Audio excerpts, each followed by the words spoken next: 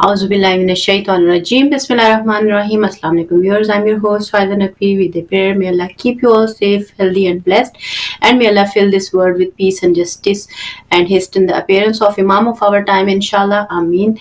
As we all know, today the polls are going on in United States regarding the next US election. I mean, new US elections are going on, and we will be like everyone is waiting for the new candidate who is about to be the new president of United States, and how it's going to impact on this world in different ways, because it's not just the US only which have the influence of that election, but also many other countries around the globe will have its impact, especially the situation within the Middle East, in Gaza, Lebanon and Syria, where genocide is going on, and if we look at the Ukraine and Russia war, we can see that this is very important from that perspective as well. And there is an economic competition between China and US. So we can see that there are different ways of looking at this election and how it's going to change this world, its economy, its wars, and how is this world is going to change after these elections. So we will look into it in a more depth, and we will see what's going to happen next. We do have a respectable guest with us. We have Clive Menzies, who is a blogger, writer on ourside.org, and we do have Sister Batul, which is analyst and writer as well. Assalamu alaikum and hello. Thank you so much for joining us today on this important topic. First of all, Clive, I would move on to you, and first of all, I would like to know, how do you see these US election, and what type of world we are in at this moment, for instance, when these elections are going on, because there are wars going on, there is so much going on. So how would you like to describe this world situation and the impact of these elections on this world? Good evening. Well, I've often said that politics is theatre, a Punch and Judy show, if you like. And much of it is to distract and divide. So we have a very divisive election going on. So that polarizes not just people in the United States, but all over the world, because people are tribal in their thinking. But the reality is that very little will change as a result of this election other than the rhetoric. Because if we talk specifically about what's going on in the Middle East, I fail to see how the election of either candidate is going to change what is going on the ground. Trump is a self-declared supporter of Israel, and therefore we can't expect any change. And whatever may be said out of the Democrat camp, you have to judge them by their actions, and they have failed to make any significant steps towards some sort of reconciliation or ceasefire. There's a lot of words spoken amongst certain quarters. There's a fair amount of hand-wringing, but nothing has changed. The genocide and the destruction goes on, and it's characteristic or indicative of this failing global system.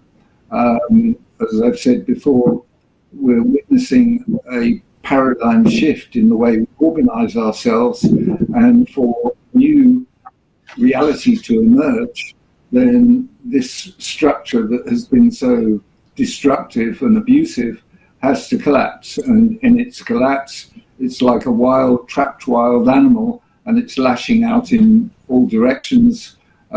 So I can't see that the US elections are going to have a material effect from here on. Thank you so much, Clive. Sister Batul, what are your thoughts? Especially the elections are going on at the moment, and when during these elections there is a major shift we can see in the form of Israel, and Israel who Netanyahu, who has fired his office, what we can say, Gallant, who has fired him.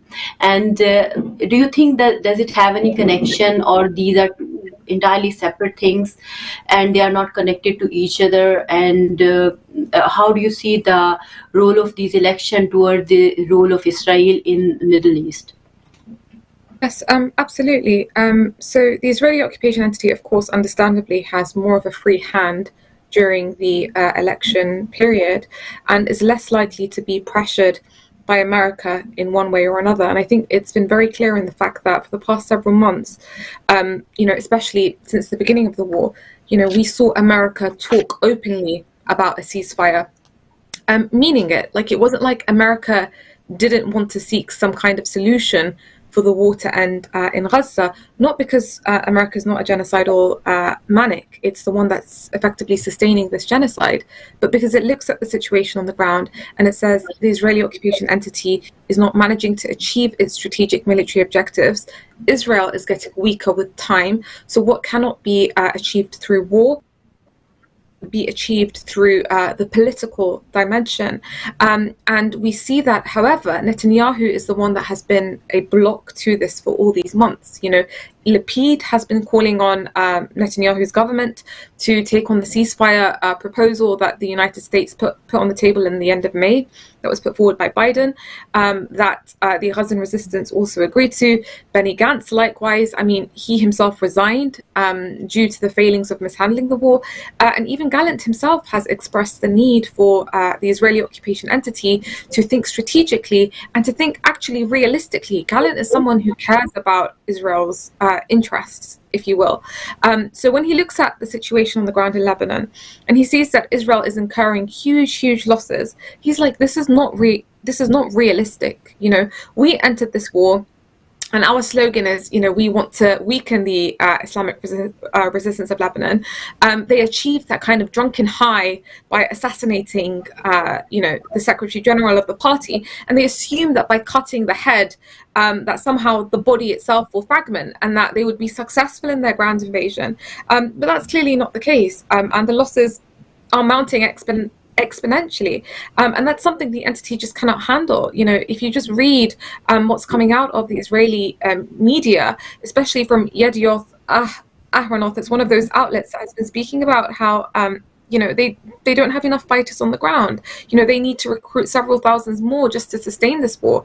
But Israel's a society of luxury and not war, and it's not used to these kinds of long wars and conflicts. And so due to that, Gallant comes forward and says, hold on, our priority is not to fight Iran because we're unable to fight Iran.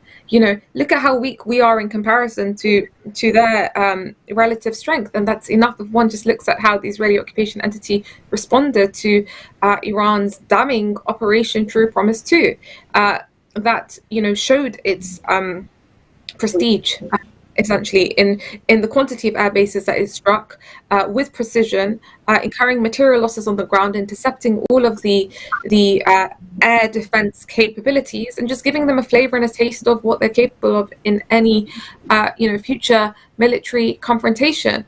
So Gallant looks at that situation and says, okay, well, look at the rising threat that's coming from the West Bank. Let's just focus our efforts on the West Bank. Recently, the Israeli occupation entity spoke about the need to put another brigade division just on the Jordanian border, to intercept the weapons that are being smuggled into the West Bank to support resistance. These are the Iranian weapons.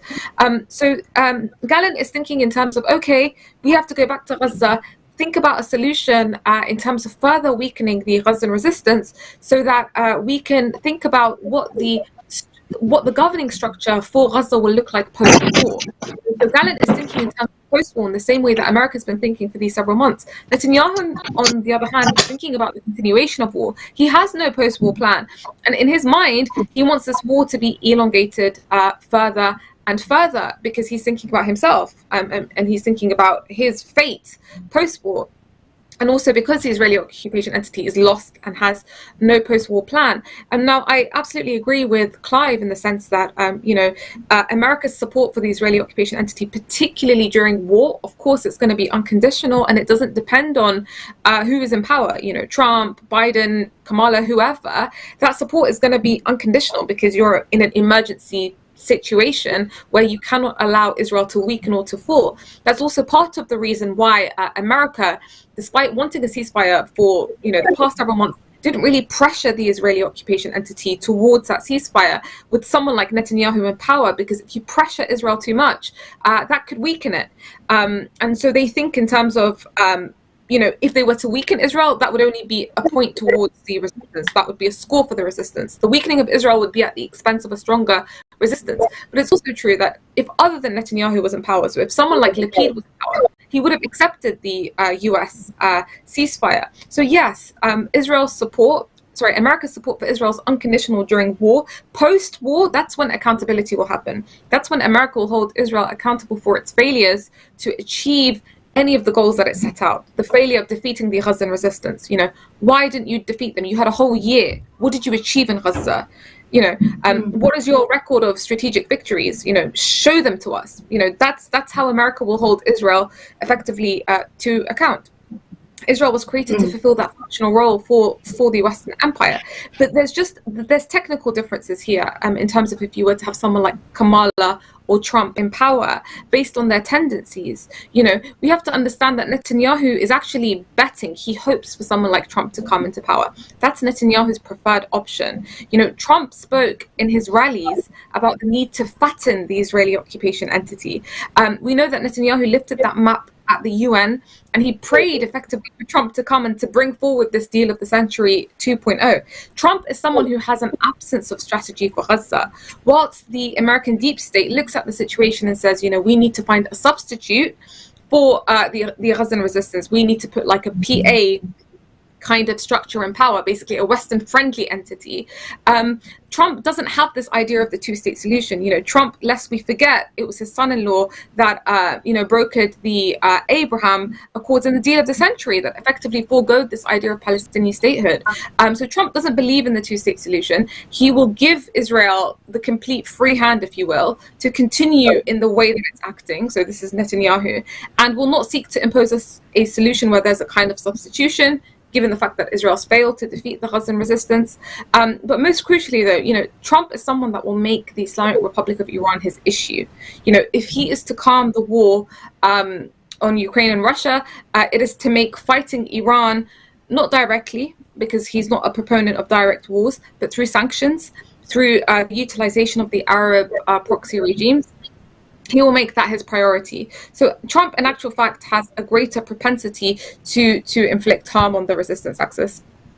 We do have Brother Mohsin as well. Assalamu alaikum, Mohsin bhai, thank you so much for joining us on this important topic.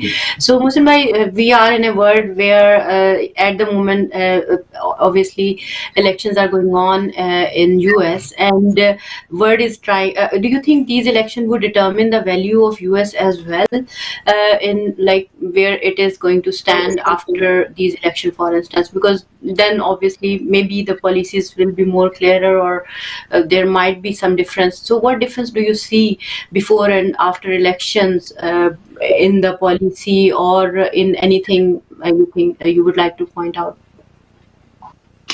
Well, I'm sure Clive and Sister Batul have outlined a lot of these points already, but and I haven't heard all of them. So my two bobs worth is I don't believe that the American system is democratic. It's an oligarchical, basically a system of oligarchy. It's really all decisions that are made are not necessarily made by the institutions that we're shown, whether it's the institution of the president, or the institutions of the US State Department or the Pentagon. These decisions, in my opinion, happen at a much deeper level. I think that there are obviously we can get into what the CIA termed conspiracy theory territory. You know, it was the CIA who actually coined that phrase, so that every time somebody actually speculates about the reality of who really runs America, who runs the banking systems there, who runs the institutions, who dictates to them how these institutions will operate, what policies are rolled out, all of them ultimately from 30, 40 years of tracking the US policies around the world, I have to conclude that ultimately they're all obviously simply operating for a kind of a transnational corporate syndicate, essentially. And you've got people like Sheldon Edison, who's now dead, thank goodness, may Allah give him the worst place in hell. His wife, however, hasn't reached hell. She's on the way soon, hopefully, but she's currently still dishing out his billions and millions into actually Donald Trump's campaign, which is interesting because Sheldon Edison was a diehard Zionist, of course, and then on the other side, we can see that the IPAC and the funding of Biden has been enormous. I think it runs into the hundreds of millions. So he has been fully backed by the same guys. So it's quite clear that the Zionists or Zionist moneylenders or the moneylender mafia or the parasites that run this establishment or the banksters or whatever label you want to give them, the Illuminati, let's go with that one. So, all of the names, whatever names you want to throw at them, the reality is these folk exist. There is a power structure which dictates what the puppet president does, and no puppet president is allowed to even come near this office unless they've been groomed, nurtured, monitored. Everything they do is monitored by CIA and whoever else is the deeper state within the CIA, because the CIA itself would be clearly not totally trusted by this cabal. They actually have another set of deeper layers of defense. So you see how it gets very, very complicated. But amidst it all, there are plenty of I think Clive often talks about the Rome Club. There's talk of course, the Bilderberg fraternity. The guys who are in the background now, the Rothschilds. Well, they've got lots of other banksters now, haven't they? Everybody's in on the party. They've expanded their fraternity, and they essentially hold America to ransom. The $30 trillion debt which now the Americans have. I mean, who do they owe that to? And who's going to call in that debt? Who does America owe this debt to? Why does America need to have a loan or a debt when it's the richest nation in the world, where it should be, because it's plundering every one of the global South nations and a lot more? So how come they're in debt? Why is America in debt? Why is the richest nation in the world in debt? And then why is it in debt? Who actually holds that debt? All these questions are far more important to me than coming up with answers necessarily about what America is going to do and what is happening in the world. Because unless you can address these questions, unless you're willing to ask those questions, I don't think you can get to the kind of truth that we want. What I do know is that the Americans are not pleased with the Islamic Republic of Iran. It seems they're not pleased with Putin, and it seems that Z is kind of somewhere in between. He sort of seems to be on the one hand backed by the likes of BlackRock and the likes of the Zionist Larry King, who's the CEO of BlackRock. I could go into Vanguard and State Street and all the other hedge funds which are also part of this cabal that I'm talking about. Ultimately, there is what their objective is always and always has been. I think the model that the Rothschilds established during the Napoleonic Wars is probably the simplest one to help us understand. They were on all sides. The Rothschild brothers, or 4 or 5 of them that there were, and their dad, they thought it would be a great idea to fund the wars of all the European nations, the Prussians, the Russians, the Austro-Hungarian imperialists, and the British and the French, of course. And they had a good old ding-dong, made a lot of money, controlled all of Europe, and also, probably after another 150 years or so, then shifted their power base to America through the Rothschilds and the Rockefellers and the JP Morgans. If you go and look at that history, then you realize that actually America was sold out long ago to the banksters and to these money men. They bought it out, the Fed, etc., was totally taken out. And so you cannot talk about the American presidency without really having a little bit of a giggle. I mean, to be at the nonsense of it all, to be fair. And Donald Trump and Kamala, I mean, really, I mean, Professor Morandi put it quite whimsically in some of his videos that I've seen. He says, really, is that what the West can do? Is this the best that the West has? Kamala, Trump, a geriatric senile Biden, before that, Obama, you know, really, is this the best in terms of political, social, cultural intellect that can lead the entire West? Well, it's obviously pretty basic, isn't it? So the questions have to be asked by people living in our democracies as to why the system is the way it is, why are we electing even people like Starmer. I mean, for goodness sake, would you even... Mr. Starmer was the man who twice, when he was the head of the CPS, let off the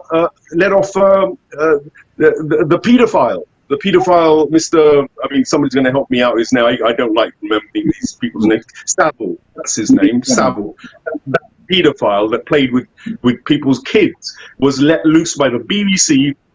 Allowed to run amok. He was buddies with the MPs. He was buddy with Prince Charles. He was pals with all the great politicians. And twice, Mr. Keir Starmer allowed him to get off scot-free. So you see, we've got a fundamentally corrupt system. And until people in the West really, first of all, recognize that that is the case, because it also affects us as Muslims. The bottom line is then these Western institutions, they're the ones that then also dictate to the Saudi Arabians and all those dictators, because they created them. They created those kind of nauseating and servile and you know, despotically treacherous folk like the King of Jordan or Egypt that was flying the flag of Israel today, letting its ship full of arms in through the Suez, or for that matter, you know, the UAE, which is currently causing genocide in Sudan as well. I mean, they seem to be, you know, obsessed with genocide wherever they go. But of course, all of this ultimately, to me, it serves one possibility that actually they want war. They want to collapse the system as it stood. They did it after the First and Second World War. That was an iteration. Perhaps that's exactly what they're doing now. And by fueling the fans of war, it actually will benefit, because they'll still make money. All of their weapons companies, arms companies, Raytheon, Lockheed Martin, all of these guys are locked into the same cabal. They're all part of BlackRock and State Street, and then beyond that, whoever else. So you can see they're making money from whether Israel makes profit. I don't know who the Russians' arms profits go to be honest. I know the Iranians are very unlikely to letting any of their funds get to State Street and Company, but the rest of the world seems to have strong links in terms of making profit for this same cabal. Iran could serve a purpose for them, because they know the Islamic Republic of Iran has certain principles, and if they do certain things, they will trigger war. Iran will have to defend itself. So it's very easy to create conflict and to maintain conflict. All you need is a nation like America, loaded with military boots on the ground and arms, and it has the ability to fund endless wars. And then you need, of course, the people who they're oppressing to rise up, and then you've got your job done. You keep it burning so that the wars continue, the refugees continue, the add to it a bit of weather geoengineering and you know, keep people in chaos and confusion, demoralize them, get them scared, and then you can also be the one who comes in and gives the solution. At some stage, they may truck in with the likes of China, who are sitting pretty neutrally as far as I can see. They could say, well, look, let's have a solution to all this, and then they put all their money behind that solution. And partly I'm looking at, for instance, BRICS and the axis of the Eurasian axis as that possible alternative, that maybe even, because BRICS is part of the same cabal. They're the same people who are going in and going to work with that institution. It's the same characters. So to me, the world is more complicated than, of course, what we see on the surface. We have to pick a side, though, and if one has to pick a side, it has to be the ones who are fighting against the oppressors and who tend to stick with the oppressed. That's when you simplify things. Whoever you see is constantly fighting and oppressing and killing and murdering and maiming and plundering and you know, is imperialist in its policies, you know that they're 100% with the moneylender cabal. Anybody who's consistently opposing that, well, there's there's an odds on that they are the people who actually have some integrity, and at least you can back them. Which is why I back the Islamic Republic of Iran, because they've shown that consistent integrity. Not that they didn't take weapons from the Americans when Saddam Hussein was fighting them. Oliver North, we all remember that. Not that they're holier than thou, but the Iranians, what they have done is they've consistently stuck with the idea of getting rid of imperialism, and they've not imposed imperialism on any of their collaborators or partners or whatnot. They've supported the causes of the downtrodden who've never been supported. And in this case, it's America, which is constantly doing the pushing, and around it is Britain, the whole cabal. So it's very easy. You have to pick a side. I think that ultimately we have to pray, and the spiritual side of it comes in, where you pray for the good, the victory of the good. And in this case, it is the Lebanese resistance, as far as I'm concerned. It's the Palestinian resistance. It's even the Syrians and the Iraqis. To be honest, that's where it lies. The presidents that come and go in America, it's irrelevant. What happens there. It is relevant that they're the ones who supply the funding. They'll make the decisions, but ultimately they will do what the cabal tells them to do, as far as I'm concerned. Clive, what are your thoughts what Mohsin Bhai has said? Because apparently it looks like there are people who are running the country like America, and there are there are banks to whom he has to pay for example, debts he has. So what do you think what do the people of America need to be awakened after this genocide which is going on, and the kind of role America is playing in these wars, and why they are not understanding? What is that drama for example, if we take it like that, when these people, if they come or go, it doesn't make any difference. Policies are already made, decisions are already made, and they know what to do afterwards. They just need a puppet leader to show. And second thing is, when Trump said, like, if I come to the power, I'll finish the war in 24 hours within Ukraine and Russia. So how do you think he's going to do? Does that really matter, or is just a way of taking votes and stuff like that? And so how do you see the whole situation and the points, if you want to add anything which Sister Batul has said and Brother Mohsin has mentioned, the facts, how do you see these facts? Okay, thank you. Well, I would say that Mohsin has laid out a fairly comprehensive analysis of what's going on, indicative of his point on the BRICS. I forget the lady's name, but we now have two Bulgarian women running what are essentially supranational institutions. One for the Western hegemony in terms of the dollar. Kristalina Georgiev has been running the IMF, and the BRICS have appointed another Bulgarian to run the equivalent for the BRICS. So it's just quite amusing that these people all move in the same circles.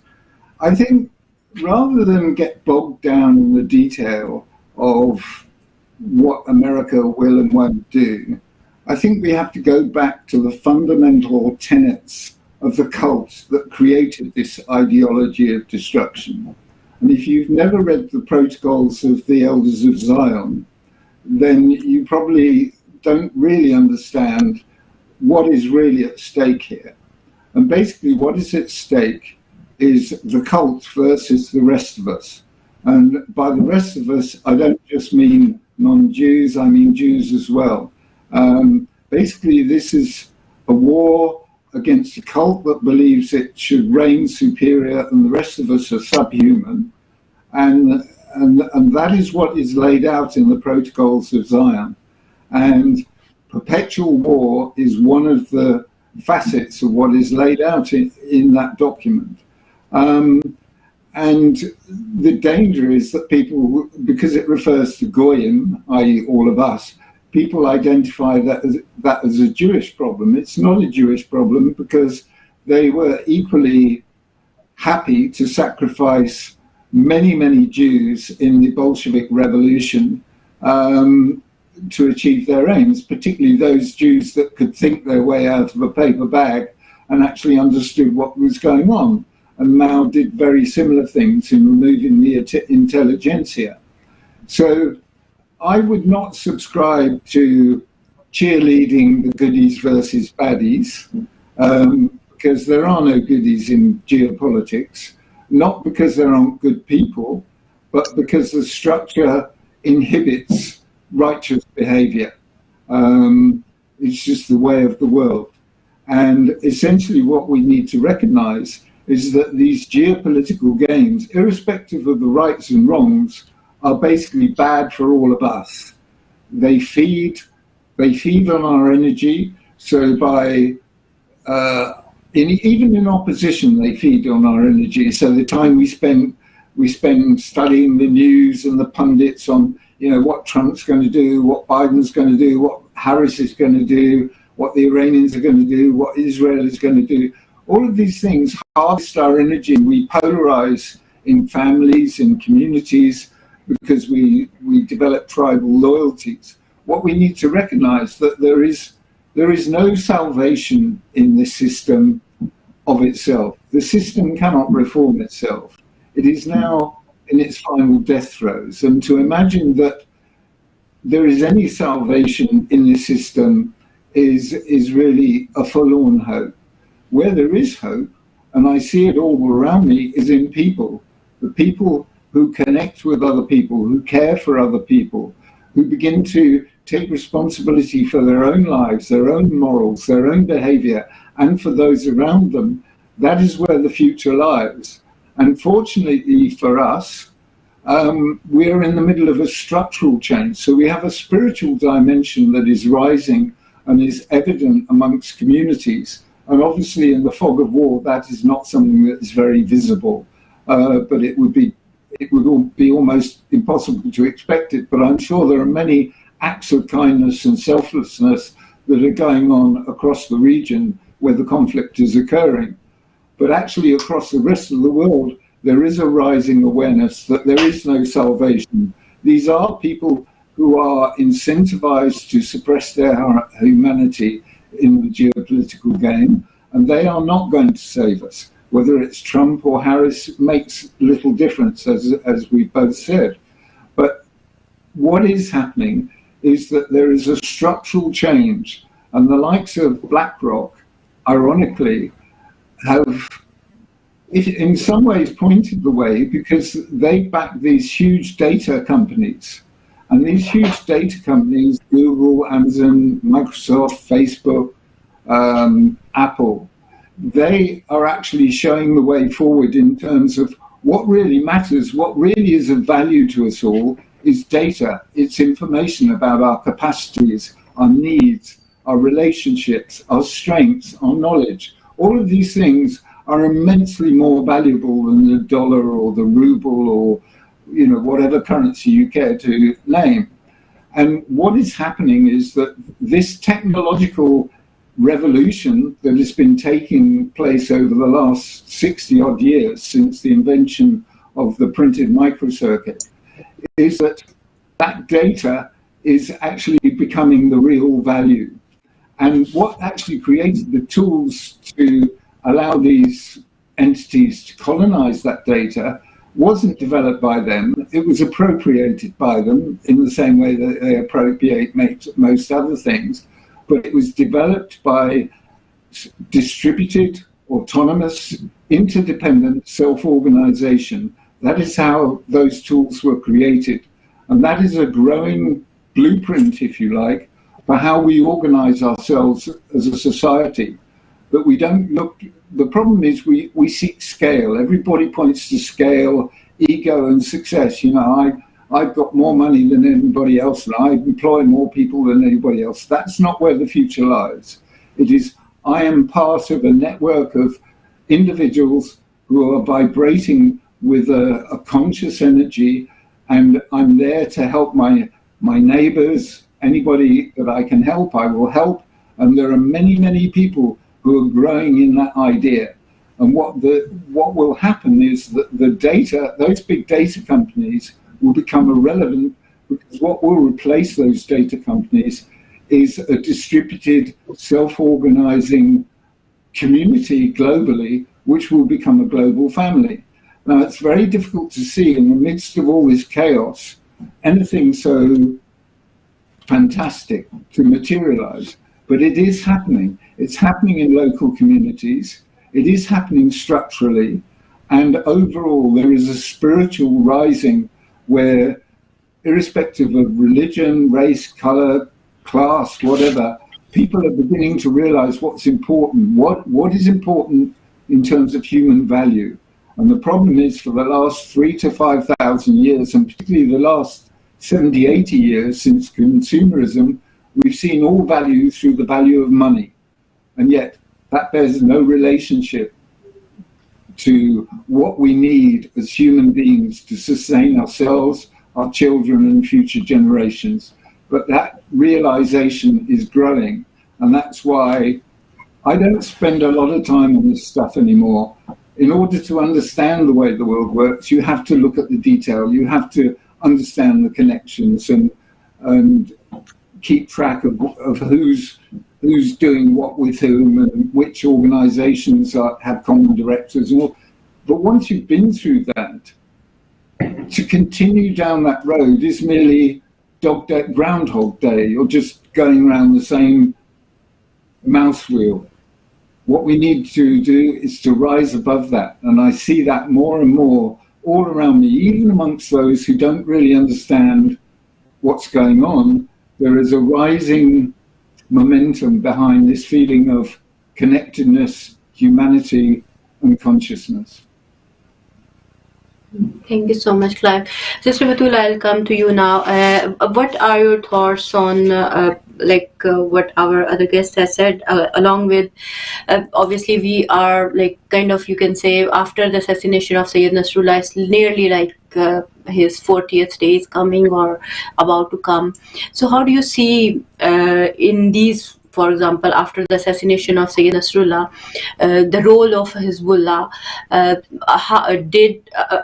They thought after assassination of Nasrullah and after martyrdom of Sayyid Safi, they think that Hezbollah might have finished and they have achieved something very strong. So what sort of role do you see after the assassination of Hezbollah's leader, and where do you see the situation going in Gaza after these elections?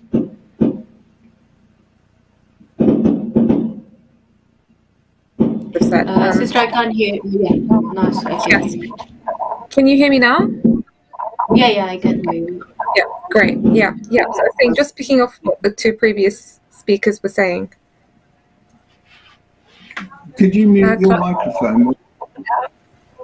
No. I think they can hear me. I can hear you. Yeah, I can hear you. We can hear you. I think so. We can. Yeah, great. Okay, sure. Yeah, so I was saying, based on what the two previous speakers have said, absolutely, it's not really ideology that drives the West as much as its grand capitalist interests. So was it, for example, the Jews who established Israel? No, it was Britain that led the Western Empire, that gained mandate and then handed that land over to the Jews to actualize their colonial vision.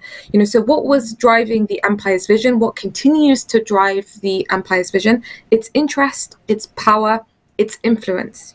They wanted to actualize their vision in the name of Jews, and that's why we see that Zionism is even relevant today. The ideology of Zionism that believes that Jews have a right to a homeland is completely irrelevant without the West's need for Israel. In fact, we wouldn't have even heard about this ideology if the West didn't feel the need. It's exactly as Joe Biden said. If there was no kind of Israel, or Zionism would have to just invent one. So they basically use that as the vehicle to actualize their vision, basically, their colonial vision. It all comes down to colonialism, because that's where we see power, that's where we see influence, that's where we see that aspect of greed and capital. So I don't think we can invoke Judaism and the Zionist ideology per se. It's the politics and the interests that drive those holding onto the strings of power, and then they use these ideologies as kinds of covers. So a really good book that I think will consolidate a lot of what Clive and Sayyid Mohsen Abbas have been saying. It's called Giants, the Global Power Elites. I found that useful, by Peter Phillips. But he basically explains factually the handful of people who form this transnational capitalist class, who drive the policies of the empire through their control over NATO and subcontractors and the corporate media, etc. And they are driven by the ideology of maximizing profit. And so this is where actually, even if we talk about Israel, which is kind of like usually the focus of these sessions, the notion of Israel is not gospel per se for the empire. And this is important for us to grasp. Why?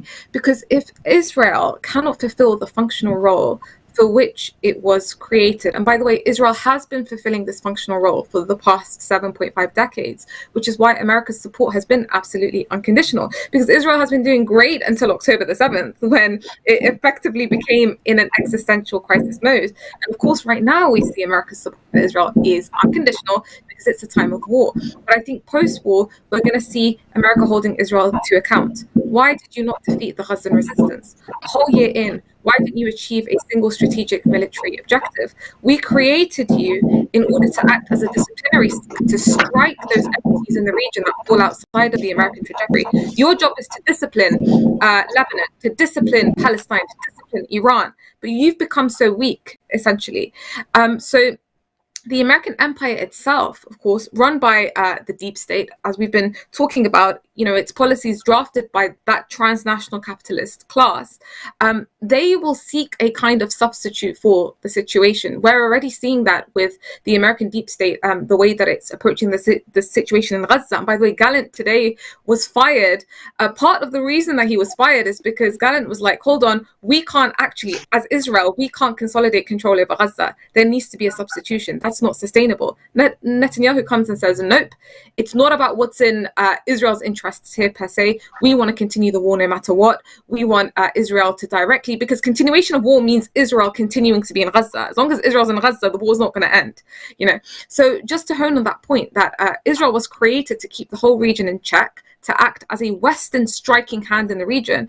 But what happens when the forces in the region are not only harming Israel, but they're getting stronger in the process? In this past year, Hezbollah, Hamas, Iran has only been getting stronger and stronger through war. And Israel has become weaker and weaker and is only getting into a deeper hole in a deeper pit. And we know that America itself gets weaker when Israel's weakening in the region, because you cannot think of Israel as an independent foreign entity. Israel is America's striking hand in the region. So the empire has no gospel methodology of maximizing its profit. Capitalism survives by regenerating itself. Post World War II, capitalism took that new face of the economic hegemony of the world, as opposed to that direct colonialism. The Israeli occupation entity was that remnant, of course, that last colonial entity of the West that was effectively standing on the ground. So in the same way that the notion of America directly occupying the region and establishing its bases there in the turn of the 21st century, we saw this idea of the new Middle East project. We saw how the evangelicals within the Republican Party, they pitched this idea of like America being this unipolar power that has to directly consolidate its presence in the region. We saw how, despite, establishing its bases in places like Iraq, America at some point will have to consider shutting down its bases at Ain al-Assad, for example. Why? Because it's become clear to them that Ain al-Assad is no longer functioning. It's being hit more than they are able to basically replenish it. It's no longer profitable. So think of Israel as no more than a military base that's been turned into a country. It's Ain al-Assad times 100 in size. Albeit, of course, the psychological relationship here between America and the Israeli occupation entity is inherently strong due to the way that, as we've been discussing, the Zionist tentacles are so inherently embedded within the United States through the mechanism of the lobby. But even the lobby itself, the lobby's creation is in order to benefit America primarily, because Israel is America's project. Israel is America's tool. So we cannot think of it as like, oh, there's this Israel lobby that's coming at the expense of America. It's not a foreign entity. It's actually the American establishment that gives the space for the lobby to operate. It gives it the capacity. Likewise with the media, it gives the the Zionist movement the space to have control over the media, because there is a meeting point here in the interests and the objectives. So I just kind of want to hone on these few points. And just to answer your second question about the Islamic resistance of Lebanon, I think the biggest indication of how the resistance is doing is the fact that the Israeli occupation entity has spoken about the need to withdraw from South Lebanon. They're unable to sustain their presence on the ground. This was a reality that occurred 2.5 decades ago when Ariel Sharon forced the Israeli occupation entity to unilaterally leave the south. I mean, we're talking about 2.5 decades ago. It's unimaginable that they're able to achieve anything today. They've not managed to go into the villages and consolidate any control. The farthest that they go is placing their flags and then retreating because the area is effectively booby-trapped, it's ambushed from all directions. I mean, look, the Islamic resistance of Lebanon, its men are the people of the land. They've trained for this war for so many decades now, and they're very experienced fighters. They've had their fair share of experiences in Syria fighting Daesh, for example. They've accumulated their power and their strength, and they have a really high morale. So you asked the question of post Sayyid Hassan's departure. Right now, the morale could not be higher, not even just on the level of the fighters on the ground. Even the people of Lebanon, the civilians of Lebanon, they're losing their homes, and they're saying, after losing the Sayyid, nothing is worth it. We can lose everything right now. We've lost the most precious thing to us. So actually, the Israeli occupation entity has only shot itself in the foot. It was in this drunken high. It thought it could effectively, by cutting the head, that it effectively cut the body. But they failed to realize that, these movements don't rest on one individual. And this is just history repeating itself in the same way we saw with Sayyid Abbas al-Musawi, and even in the Islamic Republic of Iran, leader after leader being assassinated during the 80s, during the Iran-Iraq war, the Haftar tear bombing, in which Beheshti left. You had Raja'i, Bahonar. It's the same story as again and again. More blood. Yes, there is a void, but with more blood, you see even more blood being sacrificed, and you see the conscious awakening even more, and you see a further drive that is created. So the resistance is doing well, and it's very much alive. Thank you so much, Sister Mohsin bhai. This last 10 minutes are left. So, how would you conclude the discussion? If you would like to share some thoughts, what should we expect after the election, and what kind of situation is going to be in between Israel and America, for instance? As Sister Batul mentioned some points that they would be obviously asking them, like, you spent the whole year over there and you haven't achieved the results they actually wanted. So, how do you see that situation? And secondly, how we can break this circle of like colonialism and imperialism, because it's been centuries now since we are, especially if we look just at this century, in the one in which we are living, we have seen so many genocide, so much killing and bloodshed and all that. So how we can break this circle, and what we really need to do, just keeping that in mind, that time is just, we have like a 9 minute, if you can. So firstly, the dominant narrative in the world for the last 100 years or so has been the American dream. You see, that's a very powerful narrative, and it's one that Clive was attacking, and I think Batul has been also attacking, but we've all been doing it in our own particular styles, because that's the nature of it. We can have different language that describes the same thing, but I think this notion of the American dream based on hypermaterialism, based on individualism, based on greed, based on values which are very alien to what I would call the fitra, the human nature, which is what Islam talks about, fitra, the natural propensity to go towards a divine and higher purpose. And that obviously is a dream. It is a prophetic dream. It's not just a Muhammadi dream. It's the dream of Ibrahim, the dream of Hazrat Yusuf. It was the dream of Hazrat Isa, Christ. It's been a consistent dream of prophets, and it's a dream given to them, in my opinion, according to my belief, by by Allah subhanahu wa ta'ala, by God. The divine entity has given us a path and a way, and at different times, in different places, hundreds of thousands of prophets have come and gone to try and implement that dream, that prophetic, that divine dream. Man seems to struggle with that. They have a natural propensity to go back to it, as Clive was, I think, pointing out, and we keep going back to that. But there are the minority who seem to always be in power because they're greedy enough and devious enough and cunning enough to consistently come to power. I can go back to Nimrud, Pharaoh. I could go back to even the many iterations of the Muslim empire. Let's not forget that we had the Umayyads who were imperialists. We had the Abbasids who were imperialists. We had the Ottomans who were imperialists.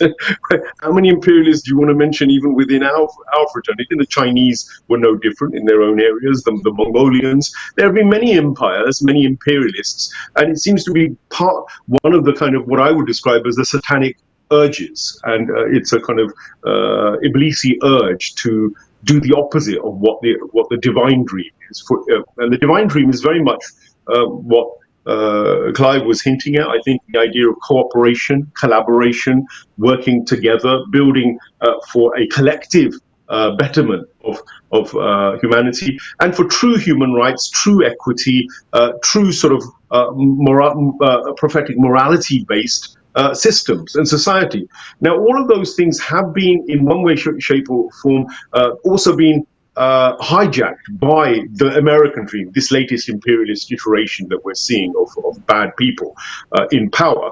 But they've built around it this very cunning veneer of having all those prophetic values, because they talk about human rights, they've talked about equity and equality, they talk about justice, they talk about all of these grand virtuous notions that are contained within the prophetic dream. But then Gaza has exposed all of the lies around that, because what we've seen is all of that unfold, because they'll be fine for women's liberation when it's to do with Iran or toppling Iran, and they'll go for Masa Amini, and they'll promote how terrible it is that a woman is being dealt with in whatever way they say it was dealt with the propaganda they had. And then at the same time, you'll have them doing nothing about women in Gaza who are being targeted daily, murdered, killed, and those same feminist movements, the same NGOs, the same Western democratic institutions, politicians will say nothing whatsoever, really. It's okay, genocide is okay,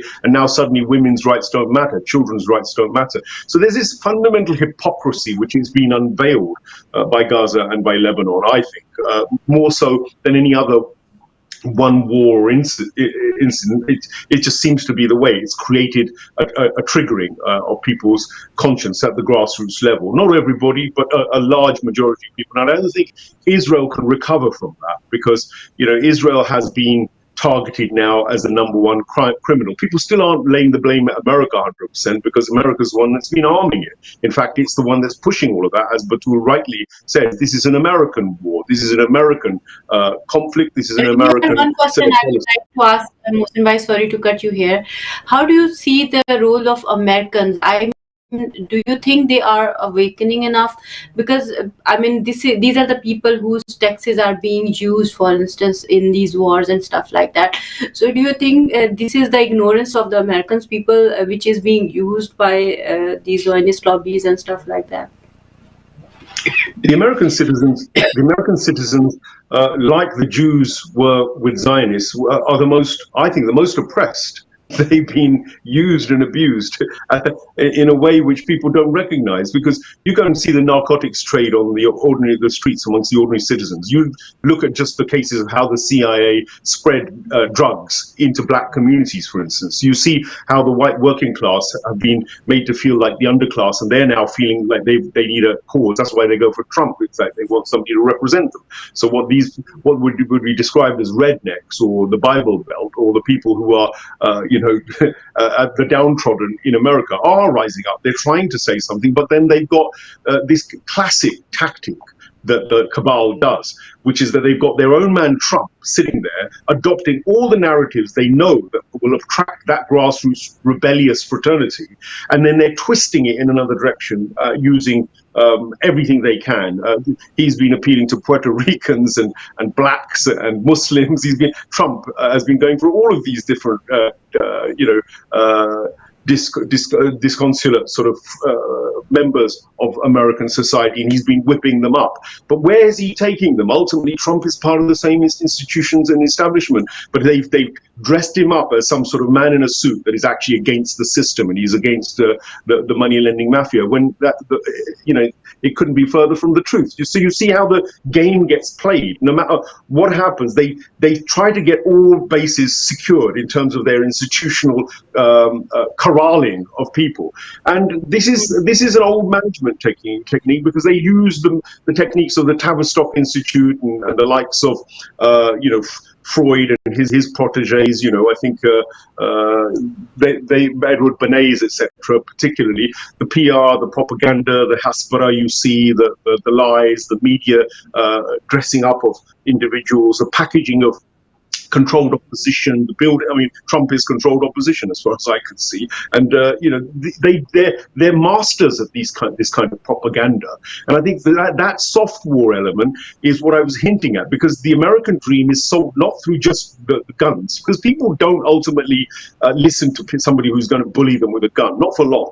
They will rebel if you see openly, you put chains on them, and if you have guns pointing at them and you oppress them in that way, they will rebel. But if you give them a sweet poison, if you give them sweet poison which says, look, here's an American dream, work hard all your life and you'll become a millionaire like these other people. And that lie about the American dream, of course, is laid bare on the streets of America with so many people who are suffering lack of medical care, lack of any facilities. Considering they're such a rich nation, they can't even get it right in terms of feeding their basic public properly and looking after their health. While in Israel, you see everybody has health care, everybody has free housing if they want, and everything is subsidized. So where they want to keep things, in a real pretty, I'd say prophetic dream fashion, they do, but it's there for a purpose. So the awakening of America, well, I think at the grassroots there is an awakening. People are fed up of being lied to and whatnot, but I think still there's a lack of direction and a lack of purpose. This is why I think that, yes, you can have organic grassroots people coming from all different angles, and they'll all develop systems which suit them in particular areas, because I don't necessarily advocate one system working for everybody. Let's give you the example of Hezbollah we were talking about. Hezbollah's power lay, first of all, in the fact that they became an organized resistance against Israel militarily. They stood up, they gave their lives, and they stood up and were being counted. But they started very much with a social welfare movement. And they served the people who had trouble, whose houses had been blown up, who were suffering from, depression or all sorts of problems that were caused by the Israeli occupation. Now, it was that social welfare movement which is rooted, I think, in the divine prophetic dream. See, the first thing is you have to be clear about what your narrative is, and I think Muslims have forgotten, by and large, what their dream is. They don't have a dream. We've got the American dream. We've been sold that Hollywood, Bollywood, American, all laughing, all clapping entertainment, false illusion of a dream. And what we've forgotten is our own dream. The Prophet's dream of what his dream society was doesn't get talked about. You get Salafis and Takfiris and whatever imposing these kind of draconian notions of Sharia that they conjure up from their own, weird and wacky interpretations, and you get them trying to impose caliphates. But hey, have a look. Who's behind those takfiris? Who's behind Wahhabism?